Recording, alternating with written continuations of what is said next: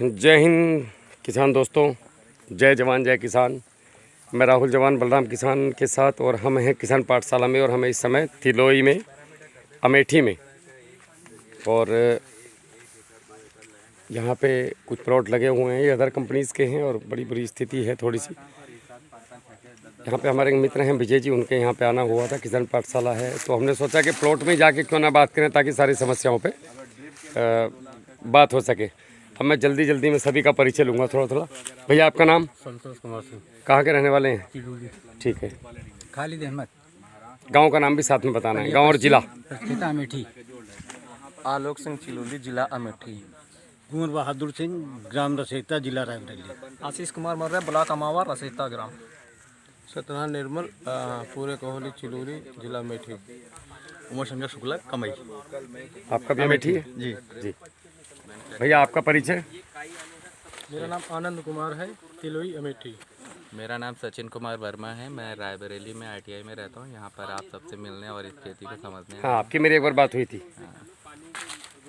आपका साहब? हाँ सर, मेरा नाम राजकुमार मौर्य, रसेत तक रहने वाला। जिला? रायबरेली। अच्छा, रायबरेली। अरे रायबरेली नज़दीक है क्या इधर से? श्रीमान जी आपका परिचय थोड़ा जल्दी। मैं ब्रजेश कुमार सिंह, ग्राम बहादुरगंज, पोस्ट तिलोई, जिला अमेठी।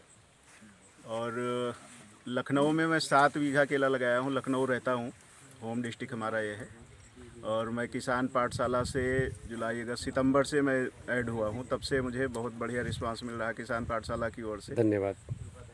Thank you. परिचय श्रीमान जी? मैं दशरथ सिंह, ग्राम रोशनगंज, पोस्ट खानापुर चपरा, जिला अमेठी से हूँ। और पिछली बार मैंने 1 एकड़ केला लगाया है भाई साहब विजय सिंह के साथ में। जी। तो इन्हीं के टच में रहते हैं ज़्यादा और इन्हीं की सलाह से कर रहे हैं। जी, मैं मुकेश मौर्य। हमारा गांव मत्तेपुर पड़ता है, लेकिन हम कॉन्ट्रैक्ट और लीज पे खेती लेके किराए पर लगभग 15,000 पौधे लगाए हुए हैं। अरे वाह। और ठीक ठाक है और भी किसान को फॉलो करते हैं। जिला ये अमेठी पड़ता है। बहुत बढ़िया जी। मैं विजय कुमार सिंह, ग्राम पोस्ट चिलौली, डिस्ट्रिक्ट अमेठी का निवासी हूँ। इस बार मैंने 9 एकड़ में केला की खेती की हुई है। पेड़ी अरटून और सिंगल मिला के। गणेश भाई कहाँ गए?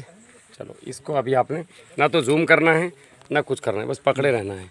जो भी अगर किसान बात करेंगे तो किसान की तरफ करना है, अगर मैं बात कर रहा हूँ तो मेरी तरफ करना है, या गणेश भाई बात करें तो गणेश भाई की तरफ बात करना है। ठीक है, बस यहाँ से पकड़ के रखिएगा आप। मैं गणेश भाई से शुरू कराता हूँ। वो नया चेहरा है आप लोगों के बीच में, उनके पास अथाह ज्ञान है। आप लोगों के जो प्रश्न हैं आप पूछने आप शुरू कर सकते हैं। भैया आ जाइए, आपके जो भी सवाल हैं आप पूछिए। गणेश भाई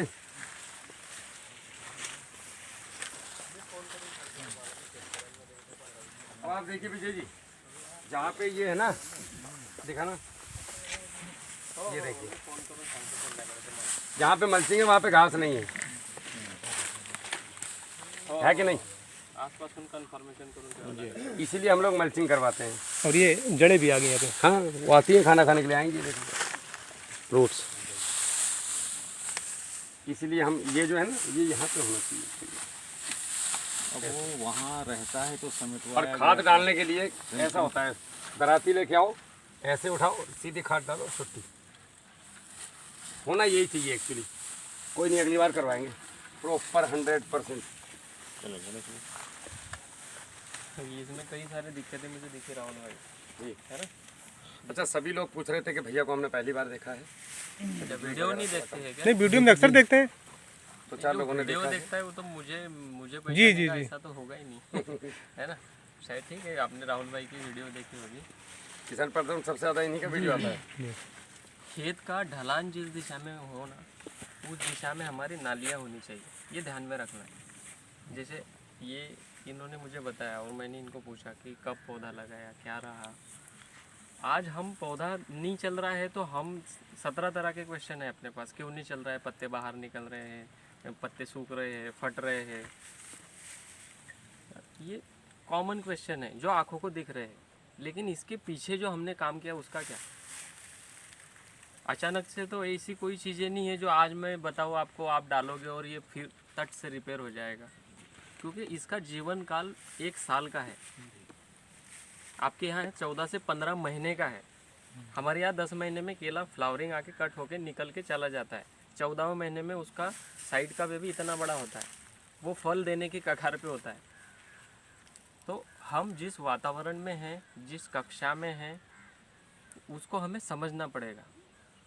ज़्यादा बारिश अगर हो रही है इस क्षेत्र में, अगर ज़्यादा बारिश हो रही है और हम लोग उस खेत में केला लगाने वाले हैं, जिस खेत का ढलान कौन सी दिशा में, ये पहले हमें देखना पड़ेगा। ताकि ज़्यादा बारिश हो तो नाली उस दिशा में रहे तो पानी फट से निकल के बाहर निकल जाए। और हमारा केला कभी भी बेड पे ही लगना चाहिए। कम से कम 6 इंच का बेड तो भी आपके तरफ होना चाहिए, क्योंकि हर जगह पे मैंने पीली मिट्टी देखी आपके तरफ, भूरी वाली, दोमट भी बोलते हैं आपके तरफ उसको। तो उस मिट्टी के लिए बेड कम से कम 6 इंच का होना चाहिए। वो हर किसी के खेत का अलग अलग रहेगा, किसका पूर्व पश्चिम रहेगा, किसका उत्तर दक्षिण रहेगा, वो आपके खेत के ढलान के हिसाब से। या फिर ढलान नहीं है, पानी रुक जाता है, तो ऐसे किसानों ने मैंने जो देखा कि आपके खेत है नीचे और रास्ते है ऊपर, तो जो अन्य फसलें करते हैं, जैसे आपके तरफ तो ये लेते हैं ना, धान ही लेते हैं, तो धान को तो पानी ही चाहिए, वो तो पानी में पड़े उसका काम ही है। लेकिन केले को वो चीज़ें नहीं चाहिए। केले के जड़ों के पास वापसा कंडीशन चाहिए तो ये चलता है। इसे पानी भरोगे तो ये चलेगा नहीं। और हमारा जो मेन मोटो जो है, जैसे जुलाई में आप केला अगर लगाते हो आपकी तरफ, 5 जुलाई से लेकर 15 अगस्त तक तो अच्छा रहेगा। जून में भी लगाना गड़बड़ है, क्योंकि बारिश अपने तरफ जुलाई में ही आती है अच्छी। 1 से 2 बारिश गिरने के बाद में जुलाई में पौधा शुरुआत करो तो अगस्त से 15 तारीख तक कोई दिक्कत नहीं है। लेकिन लगाने के बाद में ध्यान ये रखना है कि 15 नवंबर के बाद या 15 दिसंबर के बाद में आने वाली ठंडी है, तो उससे पहले हम पौधे की वो ग्रोथ कर ले जो उसको चाहिए। मतलब उसकी इम्यूनिटी सिस्टम को हम लोग बढ़ा लें।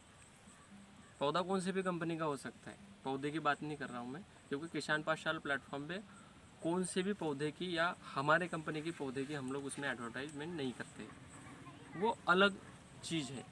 लेकिन किसान को सही रास्ते पे सही मार्गदर्शन, सही गाइडलाइन कैसे दी जाए, इसके ऊपर हमारा मेन फोकस है।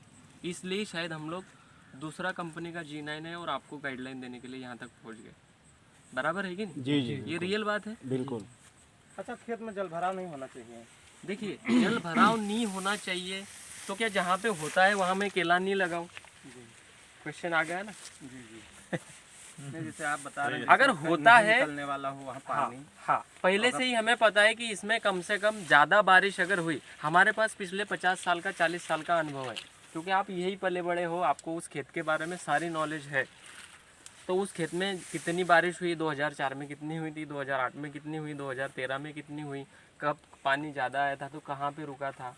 केले में कई जगह पे ऐसा होता है कि अगर 1 एकड़ का प्लॉट है 5 बीघे का, 2 बीघा हल्का है एकदम छोटा छोटा, बाकी का 3 बीघा एकदम अच्छा है। ये कहाँ पे होता है? जहाँ पानी रुका वहाँ पे केला अभी धीरे धीरे चल रहा है, जहाँ पानी नहीं रुका वहाँ से स्लिप होकर इधर आया, वहाँ पे केला अच्छा चल रहा है। ये देखा ना आपने। इसीलिए पानी का बहाव कौन सी दिशा में, उस दिशा में हमें नालियाँ बनानी पड़ेगी और पाली के ऊपर पौधा लगाना पड़ेगा। तो बारिश में पानी का भरण हुआ भी तो पौधा जीवित रहेगा, मतलब चलेगा। पहले ही बारिश ज़्यादा होगी, पौधा नहीं चलेगा, इस कंडीशन में रहेगा। थोड़ा बहुत बीच में 2-2.5 महीने का समय मिला, पौधा यहाँ तक आएगा, फिर 15 दिसंबर की ठंडी, पौधा तो बिल्कुल ही डॉर्मेंसी में। फिर हमें फरवरी के बाद में समझेगा कि अभी पौधा चलना शुरुआत हो गया है, क्योंकि 3 महीने का उसका डॉर्मेंसी पीरियड खत्म हो जाता है। उसमें पौधा ना चलता है ना हिलता है, पौधे की जड़ें सुप्त अवस्था में चली जाती है। क्यों? क्योंकि फोटोसिंथेसिस होता ही नहीं है। केला सन लिविंग क्रॉप है, सारी क्रिया इसकी फोटोसिंथेसिस से होती है। और अदर कोई भी प्लांट हो या कोई भी फसल हो, वो सनलाइट से ही होती है। लेकिन केला, पपीता, ये सारी चीज़ें क्रॉप में अगर देखोगे तो 3 महीने की फसल होती है, 6 महीने की फसल होती है, 9 महीने की फसल होती है, 1 साल की फसल होती है, कई साल वाली फसल होती है। कई साल वाली मतलब क्या? आम, जाम, नींबू, ये जो पौधे हैं ये कई साल वाली फसलें हैं। ये भी फसल ही है एक तरह की, आम, जाम, नींबू, ये फसल 1 साल की है। जितनी बड़ी फसलें आप लोगे उसको उतना ज़्यादा फोटोसिंथेसिस लगता है। और केले में तना नहीं है, केला है पत्तों का आवरण। इसलिए केला कभी भी लगाओगे तो कंद डेवलपमेंट आपको फर्स्ट प्रायोरिटी रहेगी। शुरुआत में जैसे ही केले का पौधा आपके खेत में आएगा तो सबसे पहली शुरुआत रहेगी कि केले के राइजोस्फीयर स्ट्रक्चर को हम लोग कैसे डिफाइन करें, मतलब इसकी जड़ों को कैसे उस रोड बॉल से बाहर हम लोग निकालें। शायद कई बार आपने ये भी समझा होगा कि मैंने आज केला लगाया और 25वें दिन ये केला रिलीज हो रहा है, रिवर्स हो रहा है। आता है किसी किसी के खेत में। 25 से 28 दिन के बाद हमने 1000 पौधे अगर लगाए तो 10 से 20 पौधे ऐसे दिखते हैं कि अभी ये रिलीज होना शुरुआत हुई। क्यों पता लगता है वैसा? कभी सोचा है हम लोगों ने? हमें लगता है या फंगस आ गई या बैक्टीरिया आ गया या कीड़ा आ गया। वो वैसे नहीं होता है। उस पौधे ने उस समय तक अपने राइजोस्फीयर स्ट्रक्चर ही डेवलपमेंट नहीं करी, वो उस रूट बॉल को ही खा रहा है जो हमने वहाँ से कंपनी से मीडिया बनाकर भेजा है। और जो रूट बॉल फोड़ के बाहर रूट दे रहा है उसमें शायद नया पत्ता आएगा, तीसरे पत्ते पे ही आपको चॉकलेटी कलर के धब्बे दिखना शुरू हो जाते हैं।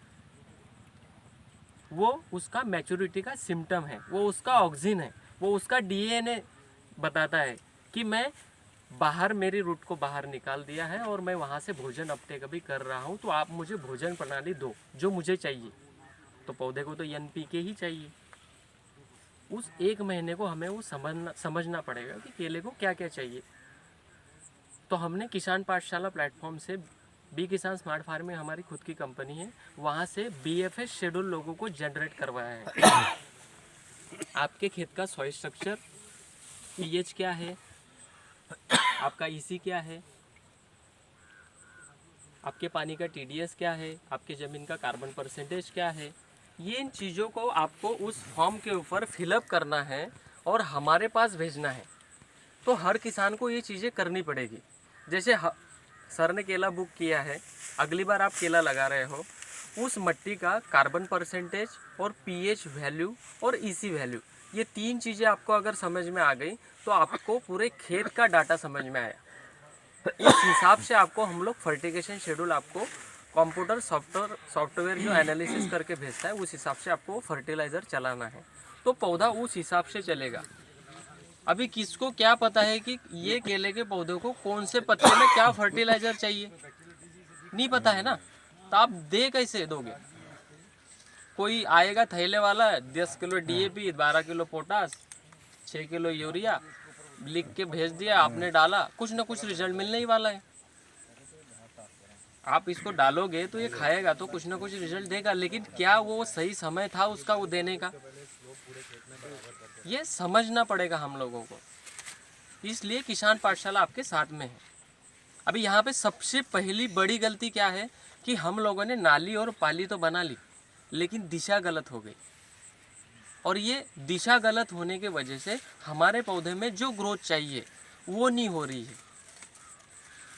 उतने में घास आ गया और घास को अपन निकाल नहीं सकते, मजदूर उतने हैं नहीं अपने पास। तो ये घास को भी, ये घास अभी इसको ऊपर नहीं आने देगा। तो इसको उस समय पे जब बारिश ख़त्म हुई और ठंडी लगने वाली थी, तो कहीं ना कहीं हमारी मिट्टी, मुझे पता है कि आपकी मिट्टी में आज पानी दो तो दूसरे दिन अपन चल सकते हैं, इतनी सक्षमता आपकी मिट्टी में है। इसको रोटावेटर चलाना पड़ेगा, कल्टीवेटर। कैसे? पौधे से अंदर, पौधा यहाँ पे है, यहाँ से 1.5 फीट छोड़ो, उधर से 1.5 फीट छोड़ो, 5 फीट की जगह होती है, बीच में 3 फीट के दायरे में आप रोटावेटर चला सकते हो। वो चलाना ही पड़ेगा, वरना फिर आपके खेत में ये खरपतवार आने से कोई नहीं रोक सकता है, क्योंकि आप लोग कचरा मल्चिंग नहीं कर पाते हो। नहीं, इसमें रोटावेटर तो चला इसके ये कब चला? एक ही बार चला था। कब? ये नियर अबाउट लगने के लगभग 2-3 महीने बाद, सितंबर आ गए थे, सितंबर अक्टूबर में आ गए थे घास। हाँ आ गई थी। ये आपकी सितंबर के तरफ की ये जो आसपास। घास है ना, ये काफी अलग है। ये हाँ, ये जाती नहीं है ना, मोथा है इधर। ये कचरा मल्चिंग किए बगैर जाएगी नहीं। मैं थोड़ा सा रिजल्ट आपको बताता हूँ। जैसे आपने यहाँ पे पैराकॉट भी मारा हुआ है, भाई ये बाजू होता था, ये पैराकॉट 2-3 बार मारा जाए गिर गया। यहाँ पे मुझे घास बता दो अभी। नहीं, तो पौधा बड़े भैया, ये देखो, 4 बार मरी हो ना, पौधा बड़े हो गए। जहाँ पे कचरा था वहाँ पे है क्या घास? नहीं वहाँ तो नहीं। और मिलेगी भी ना तो ये मरी हुई मिलेगी आपको, ये मर जाएगी ये। इसको करना क्या है, हम लोग कोई भी फसल को, जैसे मुझे बताओ कि मुझे जीना है और बार बार लोग मार रहे हैं, तो मैं तो वो जीने का प्रयास ही करूँगा। इसको ऊपर आने दो, ऊपर आने के बाद इसमें बारीक बारीक फलियाँ आती है, देखो ऐसे तूरे देता है। हम लोग बचपन में खेलते थे उससे। वो आने के बाद इसकी लाइफ साइकिल ख़त्म हो जाएगी। इसमें कितनी भी बार अपने इसको खदेड़ा ना, इसमें 7 गांठें होती नीचे तक। किसी ने देखी है? गांठ होती है, बारीक बारीक मोथा होता है। मोथा बोलते हैं। कई लोग इसके चक्कर में 1.5 फीट का कल्टीवेटर चला रहे हैं, लेकिन फिर भी वो 7वां आसमान पे बनाती है, 7 घर बनाती है। मैंने समझा है इसको। आप 4 तक काटे हो और 2 नीचे बाकी है। वो 2 इतनी स्पीड से आएगी कि आपके 4 भी नहीं दे पाएंगे। ग्लाइफोसेट डालने में भाई कम से कम 3 बार डालो तो कहूँ मरत हो। कुछ नहीं होता है, वो मरती नहीं है, इसलिए वो जाती नहीं है। वो ऊपर से वो हजाम जैसे दाढ़ी करता है ना, वैसे काम है आप उसका। आप हजामत कर रहे हो उसकी, आप उसकी दाढ़ी से ख़त्म कर रहे हो। बीच में वो जैसा का वैसा आप और पानी लगाओगे, 1 महीने बाद जैसे थे वैसे होता है। फिर निकले उसको एक ही बार में ऊपर आने दो। ऊपर आने के बाद में पूरा छटाई कर दो। कब? उसमें फल आएगा, बीज आएगा। देखो आप कई बार कई जगह पे दिखेगा आपको, उसमें फल बीज आ जाता है। वो आने के बाद में वो पूरा ख़त्म हो जाता है। क्यों? क्योंकि वो 7 माल की जो पूरी हार्वेस्ट जिसने जो उठाया है वो पूरे उसमें दे देता है। जैसे इस केले के पौधे का एम क्या है? मैं फल दे के मेरा जीवन ख़त्म करूँ। कई बार आपने देखा होगा कि जिसमें फल नहीं आया है, आधे से कट कर दो, वो बीच में से ही फल दे देता है। देखा है किस लोगों ने? दिया ना उसका टाइम समय जब तक है। कई जगह पे मैंने पौधे देखे हैं कि 2-2 साल तक उसमें फल नहीं आया है। जी। लेकिन वो परिस्थितियों को जूझ रहा है, तड़प रहा है। तो क्या फिर लोग बोलते हैं यार महाराष्ट्र में तो 10 महीने में आया, भैया मैंने भी तो G9 लगाया, मेरे यहाँ तो 24 महीने हो गए। अरे तेरे यहाँ की परिस्थिति अलग है, मट्टी अलग है, वो पौधे ने कब क्या उठाया मुझे भी नहीं पता है। आ जाएगा वही फल। आया राजस्थान में कई लोग ऐसे हैं जो 1-1 केले के पौधे भेजकर मुझे बोलते हैं यार ये फल ही नहीं आ रहा है। सिचुएशन, समय, सारी चीज़ें अलग अलग है। अभी इसमें करना क्या है? मेन बात, सारी चीज़ें ठीक है, इसको भगाना कैसे है? ये इसलिए मैंने बताया कि केला बहुत बढ़िया से आप लोग कर सकते हो। आपके जैसा केला कोई नहीं कर सकता है। और नेचुरल चीज़ें प्रकृति ने आपको यहाँ पे दे के रखी है। खाली छोटी छोटी ट्रिक्स अगर आपने पकड़ ली, फर्टिगेशन मैनेजमेंट, जो न्यूट्रिशन मैनेजमेंट से पहले सबसे बड़ा टॉपिक आता है कि आपका लैंड प्रिपरेशन। वहाँ पे जाएंगे अपन जहाँ आप केला लगा रहे हो।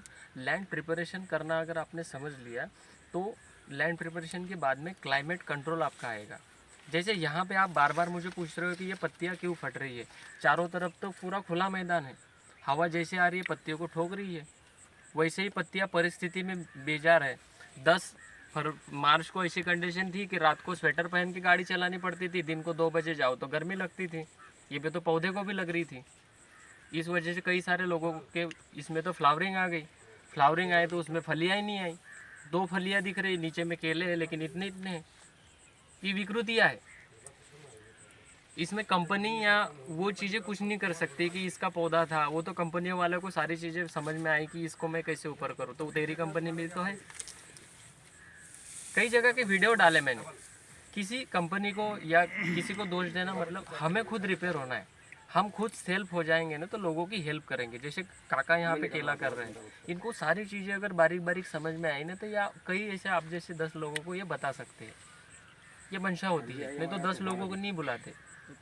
आपके यूपी में ही हम लोग 3-4 जगह पे ऐसा हुआ कि हम लोग पहुँचे, उस बहादुर ने किसी को बुलाया ही नहीं। सब ज्ञान मुझे ही दो, मैं गांव में बांट दूंगा। ऐसा थोड़ा ही होता है यार। हुआ ना आरके सर?